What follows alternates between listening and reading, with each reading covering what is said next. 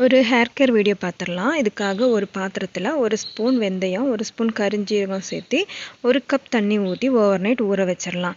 ஊறினதுக்கப்புறம் next day morning இந்த தண்ணியை நம்ம மாற்றி வச்சுக்கலாம். அந்த தண்ணிக்கு பதிலாக நம்ம ரைஸ் வாட்டர் சேர்த்து தான் அரைக்க போகிறோம். சாதம் வடித்த தண்ணியுமே ஒரு நாள் கழிச்சுட்டு நம்ம யூஸ் பண்ணோம்னா அது கொஞ்சம் புளிச்சிருக்கும். அப்போ நல்ல ஒரு ரிசல்ட் கிடைக்கும். உங்களுக்கு ஒரு நாள் வச்சுட்டு யூஸ் பண்ண முடியல அப்படின்னா நீங்கள் அன்றைக்கே கூட யூஸ் பண்ணிக்கலாம்.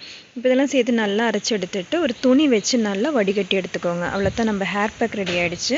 இப்போ இந்த தண்ணி நம்ம வேஸ்ட் பண்ண வேண்டாம். நம்ம டெய்லியும் ஹேர் பேக் யூஸ் பண்ணுறதுக்கு முடியாதவங்க இந்த தண்ணியை நம்ம ரெகுலராக யூஸ் பண்ணிட்டு வரலாம். அவங்க ஸ்கேல்பில் ஹேர்லலாம் இதை அப்ளை பண்ணிட்டு வரும்போது டேண்ட்ரஃபு, ஹேர் ஃபால் இந்த மாதிரி ப்ராப்ளம்ஸ் எல்லாம் சரியாயிடும்.